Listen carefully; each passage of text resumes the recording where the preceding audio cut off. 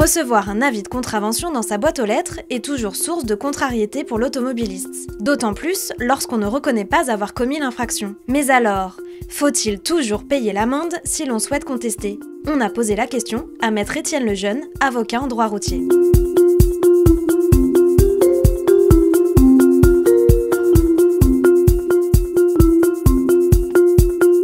C'est une question très intéressante et qui prête souvent à confusion. Confusion pourquoi? Parce que le Code de la route prévoit expressément que si on paye, on ne peut plus contester. C'est l'article L223.1 du Code de la route qui prévoit que la perte des points se fait par le paiement de l'amende forfaitaire. Donc si vous avez une amende forfaitaire, que ce soit pour un excès de vitesse, un stop, un feu rouge ou que sais-je encore, si vous payez, vous reconnaissez l'infraction, les points tombent et c'est terminé. Pour certaines infractions, dans certains cas de figure, il faut verser ce qu'on appelle une consignation.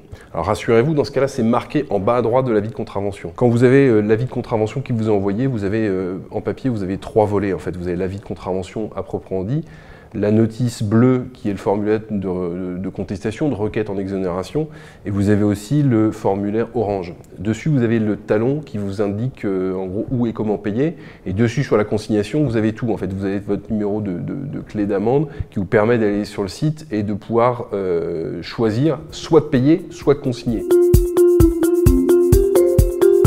La consignation, c'est l'équivalent du montant de l'amende forfaitaire. Par exemple, pour un petit excès de vitesse inférieur à 20 km/h avec une vitesse autorisée supérieure à 50 km/h, le montant de l'amende forfaitaire, c'est 68 €. C'est-à-dire si vous payez dans le délai de 15 jours ou 30 jours sur Internet et que vous reconnaissez l'infraction, vous allez payer 45 €, qui est un tarif minoré, mais pour la consignation, on vous fait payer le montant de l'amende forfaitaire. Et derrière, plusieurs cas de figure. Si un classement sans suite auprès du Trésor public, vous obtenez le remboursement de la consignation. Si vous êtes convoqué et condamné en audience ou par ordonnance pénale, eh bien, on déduira du montant de l'amende totale ce que vous aurez déjà versé.